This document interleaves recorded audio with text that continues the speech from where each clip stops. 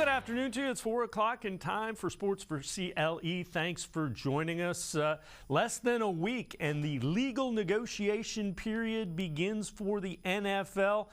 Noon on Monday, teams can legitimately and legally start negotiating with potential free agents. It is full-blown roster-building season in the NFL, as we call it. Let's start out this afternoon with a trip to the voicemail of Truth and Reason. So watching the Super Bowl, the one thing that kind of made me worry a little bit was the man coverage. The schedule that we have to cover each and every man that we have, because we have DK Metcalf, we have Brandon Ayuk, we have Deebo Samuel, we have Cooper Kupp.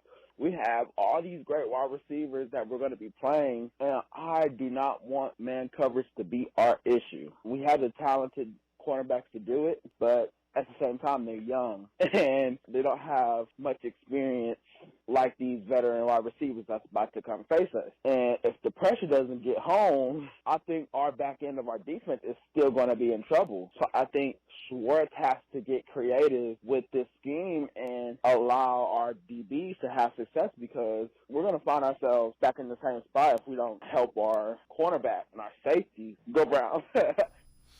As always, appreciate all the voicemails. Well, Jim Schwartz's system is a little different than the Browns have played. The Browns were playing a little bit more coverage than they're going to play. What Jim Schwartz likes to do is he likes his cornerbacks to be at the line of scrimmage and really make things difficult for the wide receivers to get off the line of scrimmage.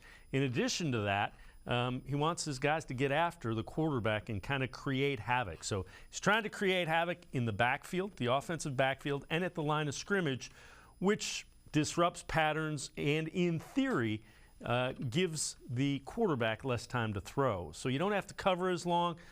Philosophical switch. It's been successful for Jim Schwartz. Let's see. He needs some pieces, without question. Pieces to the defense to make it work here in Cleveland. Along those lines, Jared Mueller from Dogs by Nature comes up with this mock off-season. First thing he has is the Browns trading a 4th and 5th round pick this year for DeForest Buckner of the Colts and a 5th round pick next year, 2024. Much like the Amari Cooper trade, Buckner is possibly available because his contract is a little bloated. He's been very productive. Quincy Carrier has mentioned this a couple of times on our show in seasons past, so it's very interesting. Buckner could become available. He does have a cap hit of about $20 million a year for the next 2 seasons, but he's a guy that's 29 years old and has been very productive. Okay, from there, Jared Mueller also in this mock-off season has the Browns signing Mecole Hardman, wide receiver, pretty affordable. Safety, Julian Love. Another D tackle, A'Shawn Robinson, who's expected to be a little bit more affordable than some of the higher-end ones. And tight end as well, Foster Moreau, who was very effective when Darren Waller was injured for the Raiders. So all interesting names. You got to like Hardman, is the fast, twitchy guy. It was injured with a pelvis injury and didn't finish the season, didn't play in the Super Bowl for Kansas City, but he does bring that speed element, and A'Shawn Robinson is a guy who's really good against the run. All pieces I like, all pieces that could help. We are just getting started on this edition of Sports4CLE. Going to take a look at some of the free agents that are available at the positions of need that could potentially grab the Browns' attention, if you will. We're going to start with the safeties film breakdown coming up with Lance Reisland from the Plain Dealer and cleveland.com. Stay with us, Sports4CLE. Just getting rolling with a free agent edition. Come back to go forward. Back to learning new things. Back to pursuing your dreams. Tri-C has flexible learning options to fit your life. And every year, more than 1,000 local companies provide Tri-C students with real-world learning. The right education can boost your lifetime earning power by hundreds of thousands of dollars. Start now with a college education you can afford. Tri-C, where futures begin.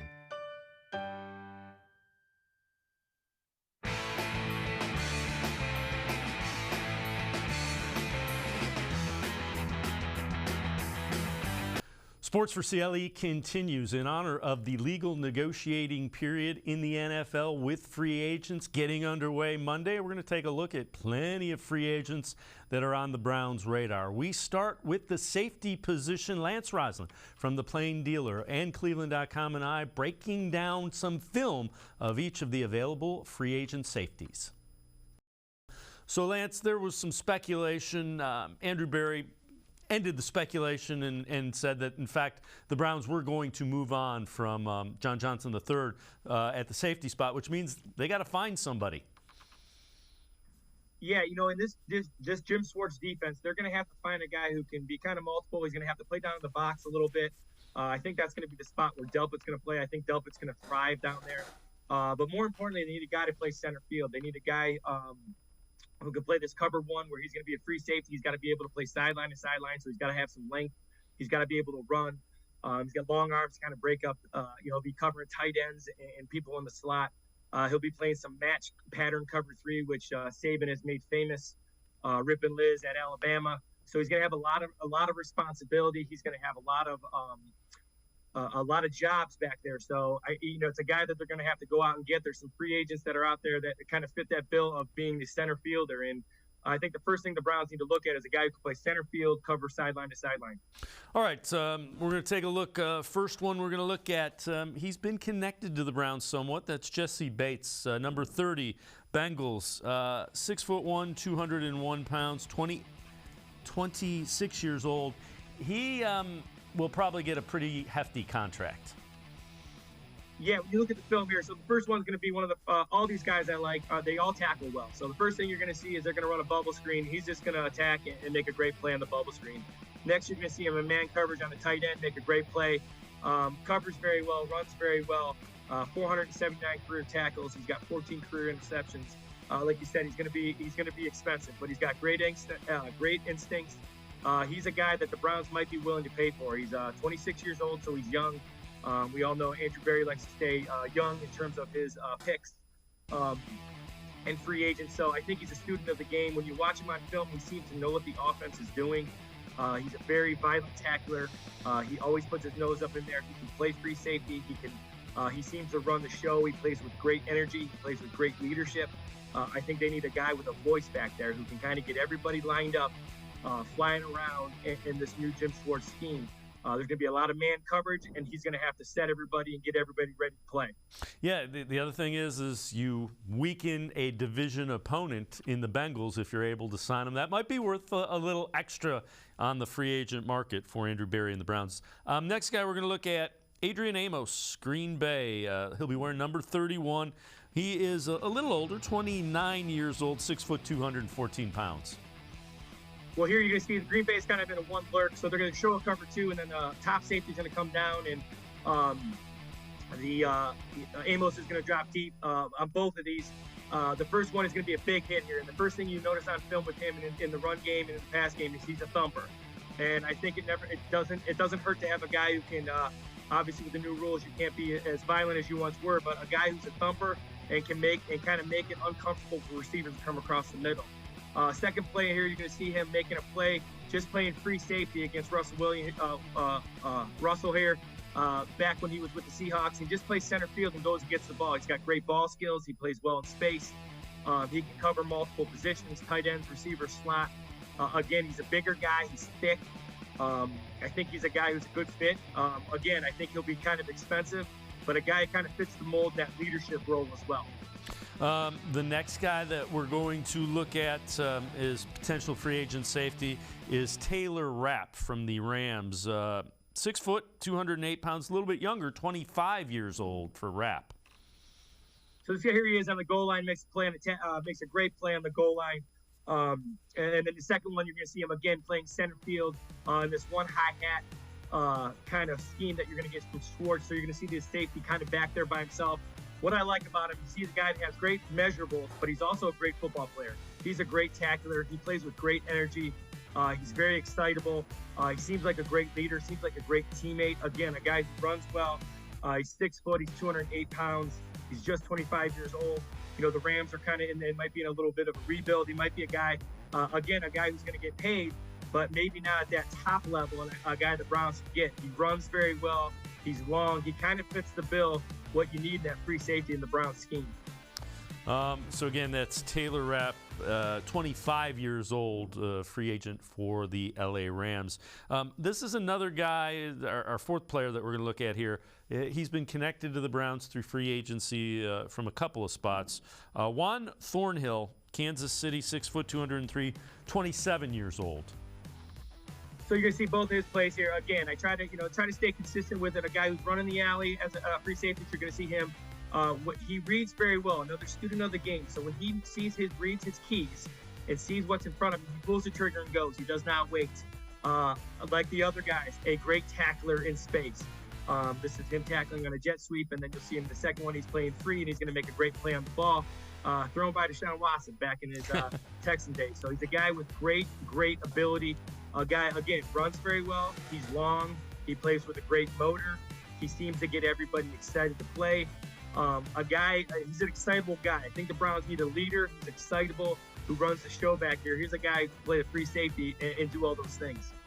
Yeah, again, Thornhill is a guy that doesn't figure to be a huge dollar signing as far as free agency. And the Browns may go big and try to get Jesse Bates, but Thornhill is a guy at that lesser number that the Browns might be interested in. All right, the next guy that we're going to look at, wearing number 36, is Jonathan Owens from the Houston Texans, 5 foot 11, 209 pounds. He's also 27 years old. So here's a guy, first thing I watch him on film, the real thing I like about him is he's very active. So you're going to see the first play is just his ability to backpedal. Second play is just a bunch of clips showing his ability to kind of run in space and make tackles. Another great tackler. I really like his hip movement. I think he's got fluid hips, which means he can kind of open his hip and cover sideline to sideline and get hash to hash and number to number, which he's going to have to do. This safety is going to be back there, and he's going to have to help all over the field. And then again, he's a guy who's versatile, can play down in the box if they get another guy. So he's a guy that can play up in the box like Delpit. He's a guy who can play free safety. He's very fast. He's fluid. Another guy that I think will be affordable. A young guy with a pretty high ceiling. I think he fits what the Browns need very well. You see on that play right there, his ball skills too. I mean, you mentioned the hips, but he also closes on that pretty nicely. Yeah, he does. He's got great ball skills. He attacks the football in the air. He's a high point guy. He's looking for interceptions. He's a good tackler. He's not a devastating big hit guy. He's looking for turnovers. And in a Schwartz defense, you're going to see a lot more pressure. This is a guy who can play over top and get underneath passes. And he's very instinctive. When you watch him on film, I feel he's a film guy. He's going to get better and better at watching film, but he's very instinctive. He seems to know down and distance. He seems to know hashes, what the offense is trying to do. He has a very good feel. So I think he's going to get even better than he is right now. You know, it's kind of interesting. You mentioned instinctive. I think that's kind of what Jim Schwartz wants in his defensive players is, be instinctive. He doesn't want to make it complicated because he wants you to go out and play a simple scheme and be able to play it the way you feel it's coming. Well, these guys are pros. I think you said it best. Is that this is my father's belief from high school to the pros, and I stand by it. Is when your brain is thinking, your feet aren't moving. And so many times this year, the Browns look like they're thinking about what coverage they're in, who they have, what run responsibility they have. In this Jim Schwartz defense, there's going to be a lot of times they know who they have. It's about getting lined up and flying to the football. And when you're at that level, there's a lot to be said about getting lined up and using your athletic ability and your instincts to fly around. And Jim Schwartz, when you watch all his stuff, I watched a ton of games from 2017, 18, 19, and 20 from the Eagles. And he will allow these guys to play. He's going to create matchups, and he's going to let these guys fly around and be athletic and not have so many rules. And that's why I think they'll be pretty good on defense. Lance, it seems like an oversimplification. That's what defensive players want to do. They want to fly to the football. Yeah, it's really funny. Even again, I've been a high school coach and I've been around football for 40 years with my father. And again, I've said it before. This past year, I got to go see the Browns up close down there at practice down on the sidelines. And even at that level, the best teams are the teams that are really, really simple. You know, you watch the Eagles on offense, they do a bunch of stuff, but it's really a simple run scheme. You watch these defenses that are the best defenses in the NFL. They get lined up and they play. They have base rules, they have base calls, and the guys just get lined up. And when you're lined up and play, all of a sudden now you're at 100 miles per hour. And these guys in the NFL, if they're playing at 100 miles per hour, they're hard to stop. And that's when things go wrong, when they're thinking about what coverage they're in, and they're thinking about their run reads. That's not going to happen a lot with Schwartz. These guys are going to get lined up, but they're going to be demanded to be physical, and I think they're going to respond. Jim Schwartz definitely wants his safeties and everybody to play instinctual and fast, so something to keep an eye on. We're going to step aside, take a quick timeout. Other side of the break, we look at some free agent defensive tackles the Browns could have their eyes on. Sports4CLE will be right back. Stay with us. The Ohio Lottery Partners in Education program recognizes role model students and teachers from across Ohio. Nominations can now be done completely online. To nominate a deserving teacher or student, go to ohiolottery.com. In the About section, find Partners in Education. There you will find links to the nomination forms. Students kindergarten through 12th grade can be academic all-stars. Teachers can be honored as a Teacher of the Month. The Ohio Lottery Partners in Education, where stars shine.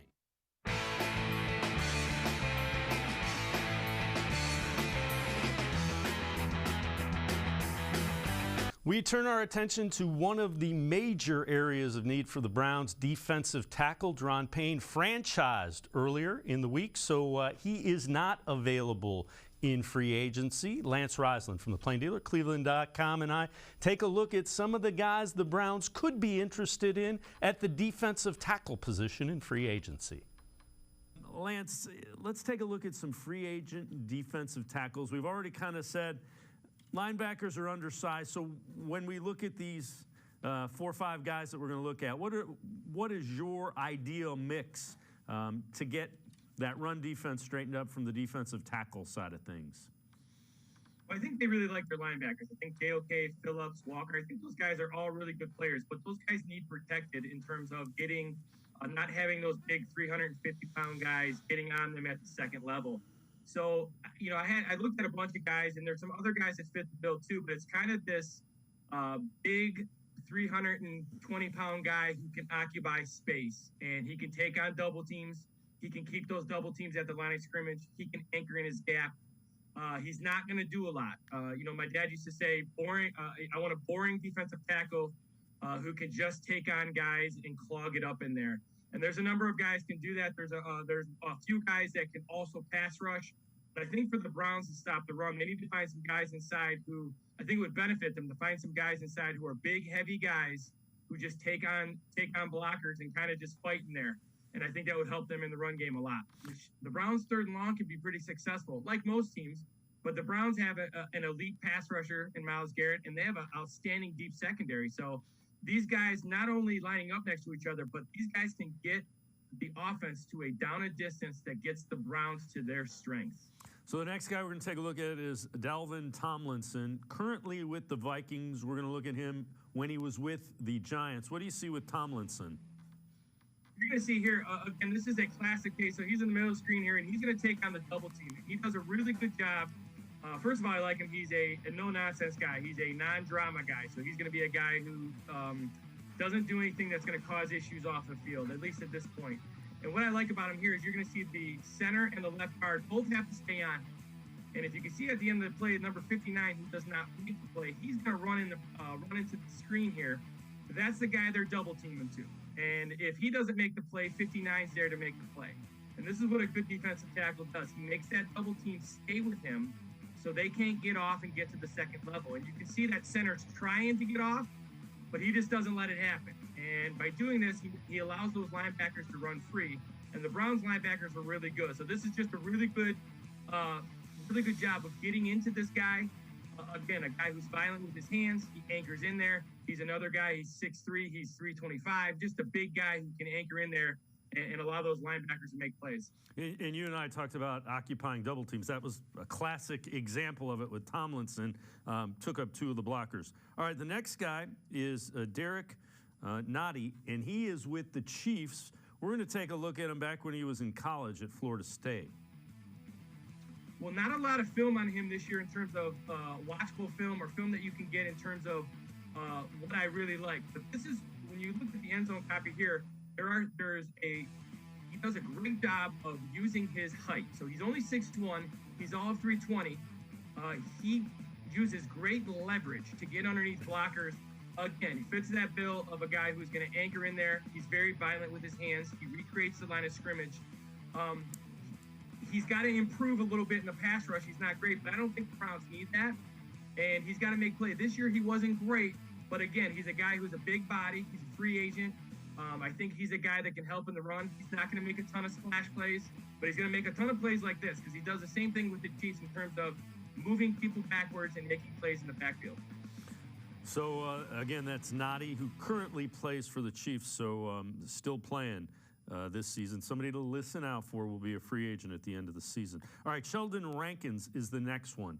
Currently with the Jets. We're going to take a look at him from his time with the Saints. So, again, he played a little bit better, more productive with the Saints than he has been so far with the Jets. He's another no-nonsense guy. You're not going to read about him in the offseason doing the wrong things. He's incredibly productive. Now he's a little as undersized as I want to get. He's about 6'1", about 305 pounds, which is funny to say in the NFL, but that's almost undersized now for a defensive tackle who's an anchor guy. He's another guy like kind of a version of Payne, where he can give you a little bit more in the pass rush than some of these other guys. But again, you're going to see him now. He gets off the ball. He's going to cause a mess here. This is a classic power that everybody runs in the NFL. And by getting off the ball, he blows up his guard, into the pulling guard, into the fullback. It just kind of makes a mess here. This is a classic example of a defensive tackle causing a pile by simply getting off the ball, getting into his responsibility, and moving the line. So he's a guy who does this all the time. Highly productive with the Saints. Not as productive with the Jets, but again, a guy with a high upside. So the last one that we'll look at, Justin Ellis, currently with the Giants, so he's still playing this season. This is film of him with the Ravens, though. Again, a guy, not a lot of film from him this year. So in terms of usable film, what I like about him, though, he's 6'2", he's 350.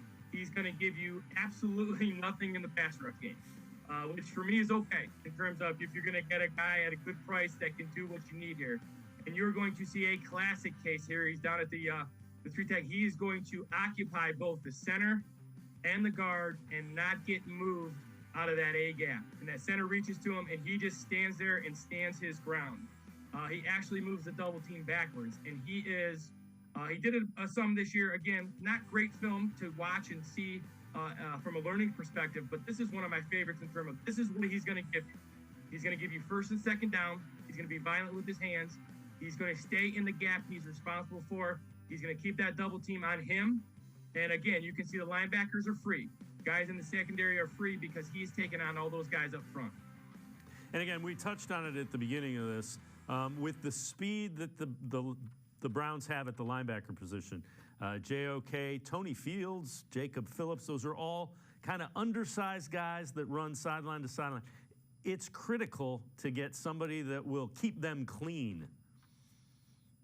Yeah, and that's who they are. So that seems like that's their body type at the linebacker. And that body type, to me, makes a lot of sense in terms of what they're trying to do.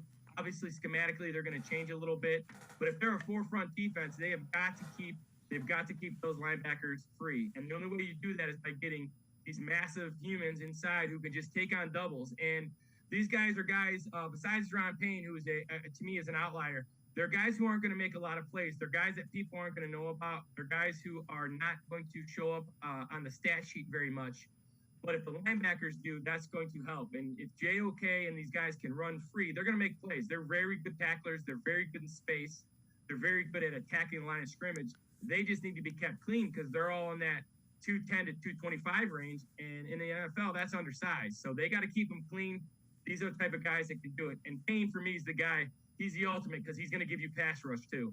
Yeah, and the other guys that you mentioned, because they don't rush the passer and get the stats, those are going to be the guys that you can get on pretty affordable contracts and deals because they don't pay for occupying blockers in the NFL, which, it's what the Browns need. It's a good thing that the Browns need something that should not cost them a lot. And there's other guys out there like Poona Ford with Seattle. There's other guys out there that fit this kind of mold. And I like these guys on film. I watched a lot of film trying to find guys that would fit the bill in terms of what the Browns need. But it's more of the body type. It's more of the style. And I think obviously Payne gives you the plus factor with the pass rush, but you're right. They can get an affordable guy in there who can be big and can occupy blockers. And there's a lot of guys out there that aren't going to make a ton of plays for you in the pass rush game.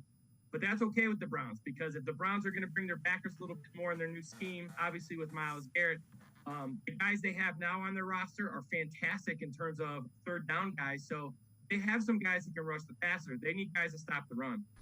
Without question, the Browns' run defense needs to be a whole lot better than it was a season ago. Improving defensive tackle should be one of the areas that helps that. Another area, Browns need some help at edge. Who can they line up opposite Myles Garrett? We'll take a look at some of the free agent edge rushers the Browns may be looking at. Sports4CLE will be right back. Stay with us. Come back to go forward. Back to learning new things. Back to pursuing your dreams. Tri-C has flexible learning options to fit your life. And every year, more than 1,000 local companies provide Tri-C students with real-world learning. The right education can boost your lifetime earning power by hundreds of thousands of dollars. Start now with a college education you can afford. Tri-C, where futures begin.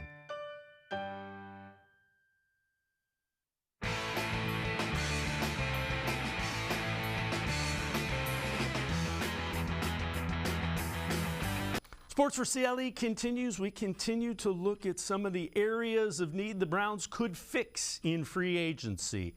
Well, Jadeveon Clowney didn't work out last year opposite Myles Garrett. Browns could go back to free agency and look at some edge rushers to line up opposite Myles Garrett.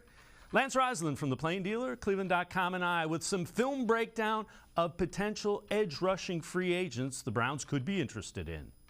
Lance, it's pretty safe to assume the Browns are going to go out and get a couple of guys that can rush the passer from the edge, just based on what Jim Schwartz's defenses do historically.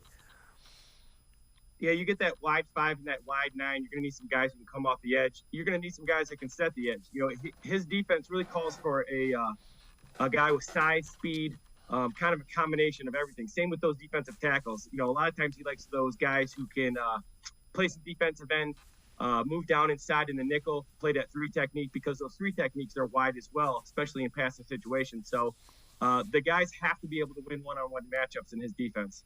All right, let's take a look. First guy that we're going to look at is Arden Key. He's wearing number 49, 27 years old. Projected contract 2 years, $18.5 million. So not a big-ticket guy. What do you see? Again, number 49 here for Jacksonville. Well, first thing I see is his length. He's very, very long. I think he'll be perfect in the wide 9 technique that Jim Schwartz likes to play. Very athletic. So this is a classic example of being in a wide 9. He's going to beat the tight end inside. He has a great pass rush plan in terms of rips and clubs and swims and long arming. So he's got a really, really good plan. What I like about him most, though, is he plays with a great motor. He's got an attitude. He plays with a little bit of nastiness. Kind of represents kind of what Jim Schwartz likes in the defensive end. All right. Again, another guy that we have heard attached to the Browns in years past that is now a free agent is Yannick Ngakoue. And he is a guy, 28 years old. They project him to sign a 2-year, $25 million contract, $20 million of it guaranteed. So a smaller deal for an extra year than what they were paying Jadeveon Clowney. What do you see with Ngakoue? Well, another guy, all these guys, very violent with their hands. Another guy plays with a great motor. You know, really productive in his career. He's got 65 career sacks. What I like about him is, again, a great pass rush plan. He's just not running upfield. He's going to club. He's going to rip. He's going to bull rush. He's going to use his hands. He's going to swipe away. He uses spin moves. He's got kind of all the arsenal, especially he kind of is a veteran guy who understands how to pass rush. So he's a guy who's very explosive off the edge and has a plan when he's coming off the edge. Again, can play in the wide 9. Is heavy enough to play inside if needed, especially in nickel situations. Aggressive, kind of brings an attitude. I think the Browns defense needs a guy with some edge and a guy with some attitude. Again, Ngakoue, number 91 there, kind of knocking the ball free. Another guy that we've heard connected to the Browns some is Marcus Davenport, 27 years old for the Saints. He's number 92 here, projected just a one-year, $12 million deal. Again, last year Clowney played on basically a $14 million deal. So what you're going to get here is you're going to get him. He's on the tight end here. He's going to step. This is the classic example of setting the edge. So he's going to keep his hips parallel to the line of scrimmage. He's going to get his hands on this tight end. He's going to keep his right arm free. He's a guy who's very position flexible. He's 265 pounds, so he can play both the rush and both the run game and pass rush. I think he's a guy that has, again, a little bit of attitude. Plays with a great motor. I love his hands. He constantly gets his hands on the guy in front of him, which is going to help him stopping that run. Again, really, really heavy guy. Plays 265, but he plays really, really heavy. But he's still got enough speed to pass rush. Well, and you mentioned that, so let's take a look at, we saw kind of setting the edge there. Let's take a look at his pass rush here and what you see.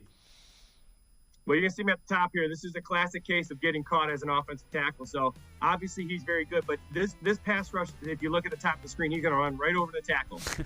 It's a classic bull rush. And what happens there is that by using speed on the edge consistently during the game, that left tackle is going to constantly get out of there. And when he gets out of there, he gets on his heels.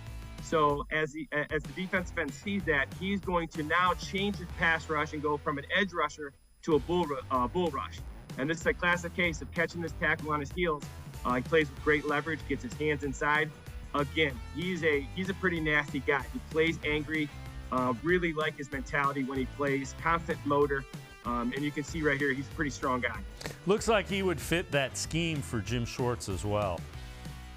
Yeah, and this is a classic case right here where he's lining up wide. He plays in both a 2-point stance and a 3-point stance. And this is a classic case. This tackle, watching this game, this tackle has been beaten a number of times around the edge. So the only way to kind of combat that is to really get out of there. And when you really get out of there, sometimes you open that gate and you get on your heels, and then you're beat.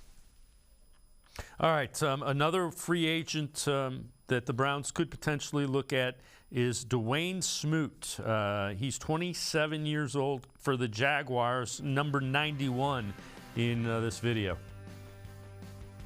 Well, what he does really, really well, again, he's a guy who's 265 plus pounds. He's a big guy, so you're going to see him right here. He can play on the end. He can also play at the 3 technique. And some of these guys, I think, would be a great fit next to Myles Garrett in a nickel situation. So you have Smoot or one of these guys in a wide 3, and then Garrett in a wide 9 or a wide 5, depending if it's a tackle or a tight end. And then you're going to see Schwartz walk up those linebackers, which is going to make that center stay. And so you're going to have one-on-one matchups with both the guard and the tackle with both of those defensive guys. So you can see 2 defensive ends to the side. What I really like about Smoot is that he works to an angle. He works to the side. So one thing we like to do is you don't want to take those big offensive linemen head on. You want to get on an edge and you want to split their body in half. And he does a great job of getting on the edge of this tackle and then just closing the gap. And he's able to close the gap because he's so heavy. Really good player. Again, great attitude. Works his hands very well. Good swipe move here. Gets his hands across. Very good play. Another guy that the Browns might look at is a free agent edge rusher, 28 years old, Morgan Fox, currently with the Chargers, or played last year with the Chargers, number 97, and he's a big guy in this video as well.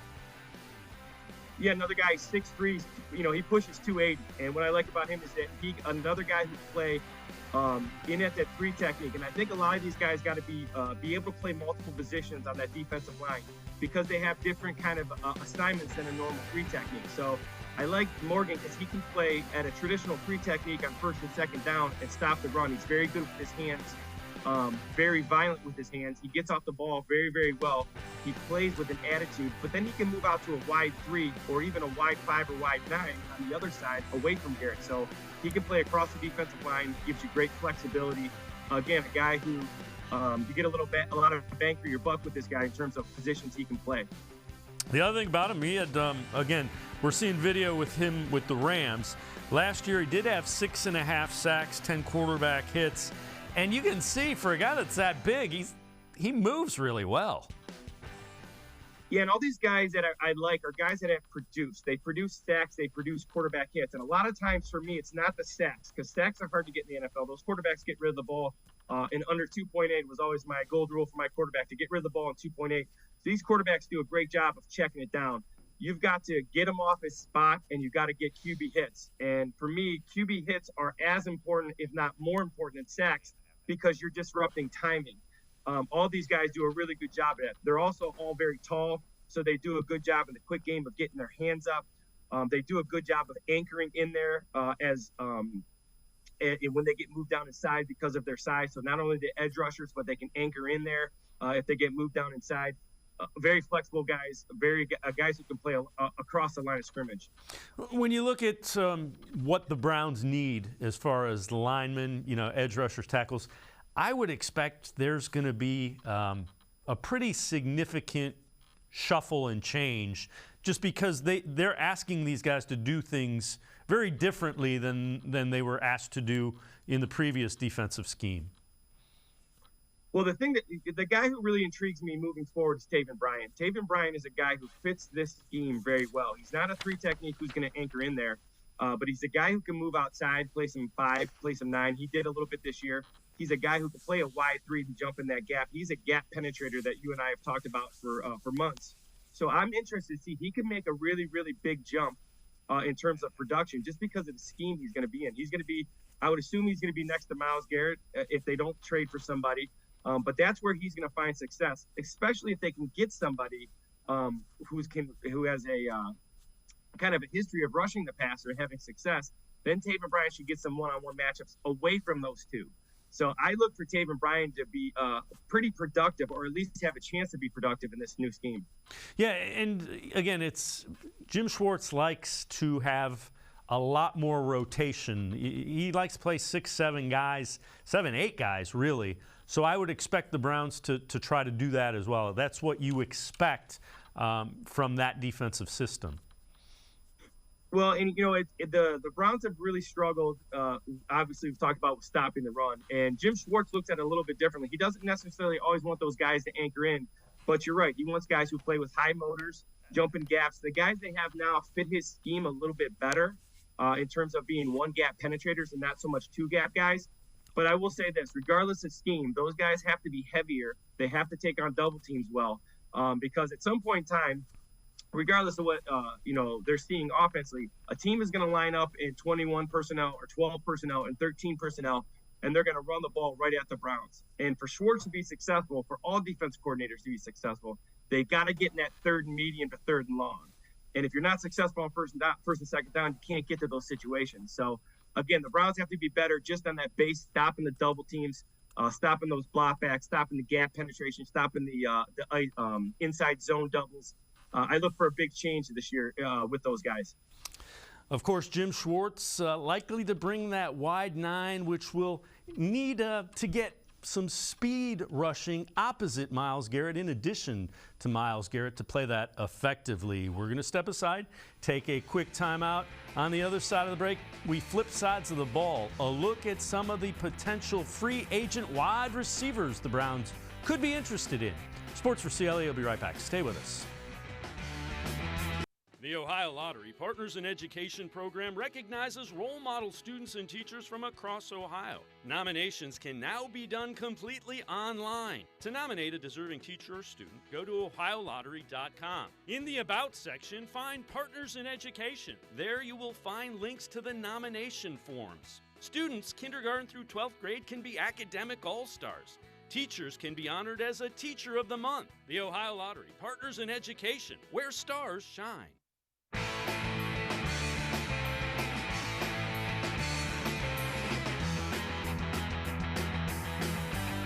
Sports4CLE continues. We turn our attention to the offensive side of the ball in free agency. Who can the Browns find to help Deshaun Watson out? Give him some targets that could potentially turn short passes into longer gains. Lance Reisland and I break down some of the free agent wide receivers the Browns could be interested in to help out Watson in the offense. Lance, we know wide receiver. We know Mari Cooper 1. We know Donovan Peoples-Jones is going to be there. David Bell. You would expect him to step up. The Browns still need to add something, I think, to give Deshaun Watson another weapon. Well, yeah, for sure. Amari Cooper is an elite number one receiver, no doubt. He's very good at all three phases, the release, the catch point, and the run after catch. I think Donovan Peoples-Jones is going to get better and better, especially in the red zone, those vertical threats. I think what the Browns really need is a guy in the slot who's sudden and twitchy, can run those jet sweeps and catch those option routes and the overs and the unders and, those RPOs on those quick slants and get big yards after catch. Kind of be the quarterback's best friend, get some easy throws and some run after catch. They need a guy who's quick and sudden in that slot. Yeah, I would agree with you. It's kind of the easy button for Deshaun Watson or a quarterback. A 4-yard little dump pass turns into 15, 20 yards. And that's kind of, we have talked all week, yards after the catch, something that the Browns are in the bottom 5 in the league in. Well, yeah, and, even you get those big runs, those 15-yard runs, those 20-yard runs, but what really makes a coordinator's job really easy is when you throw that quick screen and you get 7. Now, all of a sudden, it's 2nd and 3. Now the entire play sheet is open for an offense coordinator. So, they need a guy who can get some easy yards after some easy throws and kind of make everything is so stressful for the Browns right now. Every yard is kind of earned. Every first down is kind of earned. Everything is hard. They need some easy first down and some easy yards. We're going to take a look at 5 guys. So the first one we're going to take a look at, Jakobi Meyers from the New England Patriots, 26 years old, 6'2", 200 pounds. A pretty good year, 67 catches, 6 touchdowns. What did you see when you took a look on tape at Meyers? Well, he's really good at all 3 levels of the catch. He released the point of catch and the run after catch. His best quality for sure is the ability to make contested catches. Over the last 3 years, he's won 69% of his contested catches, which is number 1 in the league. He's great understanding of coverage, great understanding of defensive backs and the leverage they're trying to play him with. He's very well coached. He's very good in the run game. I think he'd be a great addition, especially in that young receiver room with Cooper and Jones. He gives that kind of 2-3. He does a little bit of everything where he's not as sudden in the slot. He can play in the slot. He can play outside. He's very versatile. He's got a ton of catches. He's got 235 career catches, so he's got a ton of experience. I just think he'd be a good addition. Maybe not exactly what they need in the slot, but a guy who's good overall. And again, this is a guy that a lot of people think the Patriots will make sure he doesn't get out of there and that they keep him. So we'll see again. But 26 years old, was pretty productive. Another guy, Browns fans are going to know this name, Juju Smith-Schuster, was with the Steelers, was this year with the Chiefs. 3 touchdowns, almost 1,000 yards, 71 catches. What do you see from Juju? Well, the first thing I see is that he's really good against zone coverage. He's not as good against man coverage, so he has a little bit of problem with press at times, but he's a very physical guy. Like you said, he's 6'1", 215. Ton of production in his career, 401 receptions for 4,788 yards, so he's had a ton of production. I think he's a big slot. I think he could be really, really beneficial to Watson in terms of the reason I put this, I really like this play is that what Mahomes is doing here is kind of what Watson can do, kind of keep plays alive, improvise, and Juju can find the open areas very, very well. So this play from Mahomes kind of reminds me of what Watson or what the Browns fans are hoping Watson can do, and keeping plays alive and finding people open in the scramble situation. And Juju Smith-Schuster does this very, very well. Smith-Schuster, 26 years old, so kind of fits into that age range as well that the Browns would be looking in. Another guy will be a familiar name, Paris Campbell, Ohio State, also St. Vincent, St. Mary, a little younger, 25, 6 foot, 208 pounds. He's an ascending guy. Best year as a pro this year, 63 catches, 623 yards, 3 touchdowns. Well, first thing is he's got to stay healthy. He's had a hand injury, a foot injury, a knee sprain. He's had a concussion, so he's got to really work on staying healthy. For me, this is the perfect fit for the Browns. He gets with these easy yards. This is a really short throw here by Matt Ryan, and he gets 20 plus yards on run after catch. So this is that kind of slot thing where you can RPO things. You can have the Browns run game and just kind of put him out there in the slot. And if they don't honor him, you can just flip it out to him and you get big yards. He's really, really good at those easy yards. He runs the full route tree. He can play inside and outside, but I think he's a perfect fit inside for the Browns. And again, mentioned 25 years old, he was a running back in high school and a really good one, converted to wide receiver at Ohio State. So just from that aspect of things, he's going to be developing a little bit more as a wide receiver as he goes. Yeah, and being a former running back, he has that run after catch ability. He's really, really good at it. And he has elite speed from back in his high school days at St. B. He can really, really run. Not only is he track fast, but he's also football fast. And some guys don't carry that very well to the football field. He does. So if he can stay healthy, he's a really good fit for what the Browns need. Yeah, the next guy we're going to talk about, another guy that must stay healthy, Mecole Hardman, a little bit shorter, 5'10", 187 pounds, only 24 years old. That did surprise me. He's that young. 25 catches, 297, 4 touchdowns. This year has 16 career touchdowns. Didn't play in the Super Bowl because of a hip/pelvis injury. That's obviously a concern, but what do you see on tape, Lance? Very, very similar here to Campbell. He's a run after catch guy, so this is simple jet sweep from the Chiefs. Again, easy yards is actually a throw because Mahomes pitched it forward, so this is a pass, but this is easy yards. And it's not a huge run, but it's 7-8 yards that it doesn't, you don't have to block everybody. Not everybody has to be perfect. Again, the Browns right now on offense, everything is hard. All 11 guys have to do things right on every play for them to be successful. Guys like Hardman get in space and they can beat 2 guys and you get a huge play. And that's what the Browns need. They need some guys who get the ball in space and make plays. He can run the gadget plays. He can run the sweep, the reverses, the jet sweeps. Similar skill set to Campbell, a little bit smaller. Again, the injuries kind of, with those smaller guys, those injuries kind of scare you a little bit. But this is a guy who's electric in space, and I think he's a guy that would be another good fit for the Browns. Yeah, I would agree. And you know, with a speed guy, when you tell me hip pelvis, you're always going, man, make sure he is back. And if you saw the AFC Championship game, made a catch and kind of got bent in an awkward way, and that's the reason was unable to go after that. Well, you know, you always worry about, again, being down there at camp for the first time, down there in the mix with those guys who are smaller, it's really hard for them to stay healthy. Those are such big humans running around on that football field. Those smaller guys struggle staying healthy. So he's got to be smart. He's got to get down. Again, he's kind of a gadget guy. So he gets caught up in a lot of runs on jet sweeps and RPOs. So he's got to use his speed and then get down. All right, the fifth and final wide receiver free agent we're going to take a look at, Darius Slayton, 6'1", 190 pounds, just 26 years old, 46 catches, 724 yards, 2 touchdowns this year, does have 15 career touchdowns. What do you see on tape with Slayton, Lance? Well, one thing is, the first thing that jumped out to me is he's had 170 catches in his career, and he averages 15 yards per catch. So he's very productive when he catches the ball. Here's a classic example of what he does. This is just a simple RPO where that quarterback's going to read to the one receiver side. He's going to read that safety coming down. He's going to throw the slant or glance route behind him. He does it very well from the slot and out at number 1. Again, I think his best quality is he works the middle of the field, those slants, digs, crossing routes, deep over routes. Again, things that would be very complementary to Amari Cooper and DPJ in terms of Cooper working the sidelines a little bit, DPJ working deep, and then you could have Slayton and some of these guys working underneath. So I think, again, a good fit. He's very, very productive, and he's been very productive for the Giants. The other thing is we've talked a lot about guys that are kind of complementary type wide receivers. These guys aren't going to get $10, $12, $15 million a year.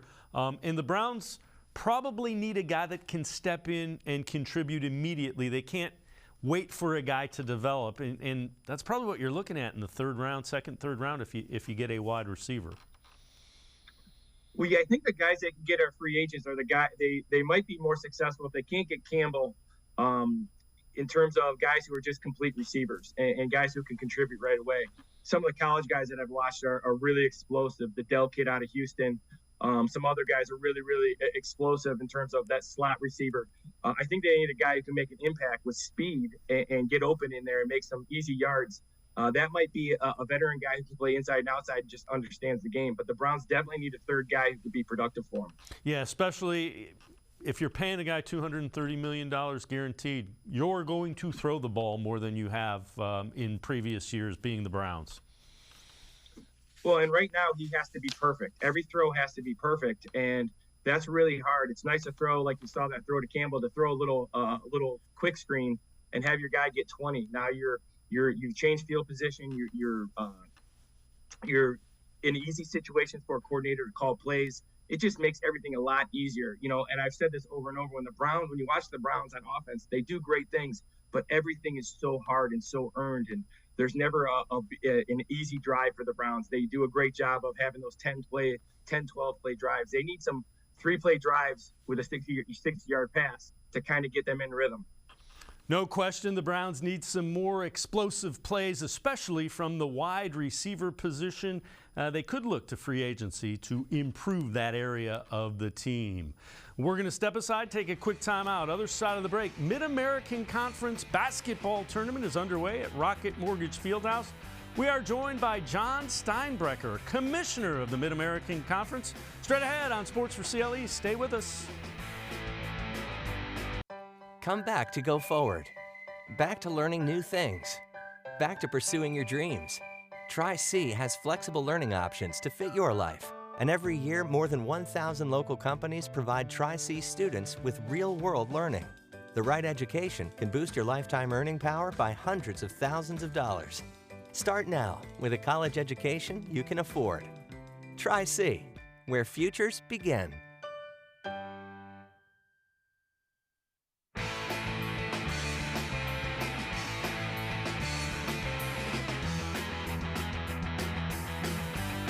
Sports4CLE continues its march. That means tournament basketball. We turn our attention to the Mid-American Conference. Let's welcome in Jon Steinbrecher, Commissioner of the Mid-American Conference. Dr. Steinbrecher, appreciate the time, as always. Men's and women's tournament, downtown Cleveland, Rocket Mortgage Fieldhouse. Seems like it's been there forever. What about that partnership and the event from the conference's standpoint? It's our 24th year here in Cleveland. We're the second longest running Division I conference tournament in the same venue in the country. We are so fortunate to have such good friends with the Cleveland Cavaliers and Rocket Mortgage Fieldhouse, with the Greater Cleveland Sports Commission, and really this whole Northeast Ohio and Cleveland community that embraces us. And, this is an event that everybody pencils on the calendar. It has a pretty healthy economic impact on Cleveland. We had a study a couple of years ago done by economics folks down at Kent State University. We bring in or have an economic impact of about $6 million a year on a typical year. And so multiply that by 24 years, it's been a pretty good kick in the pants for Cleveland.